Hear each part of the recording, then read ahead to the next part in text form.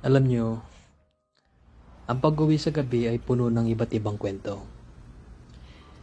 Minsan pagod, minsan takot, pero minsan, may mga pagkakataong hindi natin inaasahan na magpapatibok sa ating puso at magpapainit sa malamig na gabi. Ang kwento natin ngayon ay galing kay Andy, isang simpleng empleyado na ang tanging hangad lang ay makauwi ng maayos, pero hindi sa inaasahang pagkakataon.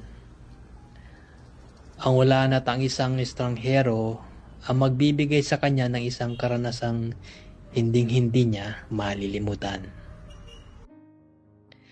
Mga alas 11:30 na ng gabi, tatlo na lang kaming natitira sa loob ng isang jeep habang binabaybay namin ang kahabaan ng kalsada papunta sa huling hintuan. Isang matandang lalaki na halatang galing sa inuman at halos hindi na makadilat. Isang babaeng mukhang pagod na college student at ang isa ay ako. Unang linggo pa lang ng Disyembre, pero Kuya Allen, napakaalinsangan ng panahon. Yung tipong kahit gabi na, mararamdaman mo pa rin yung dikit ng malagkit na hangin sa balat mo. Hawak-hawak ko pa rin yung bimpo ko.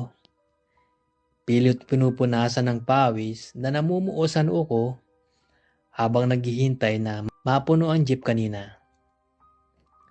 Sa isip-isip ko, sa ganitong klase ng singaw ng lupa, hindi malayong babagsak ang ulan bago matapos ang gabi.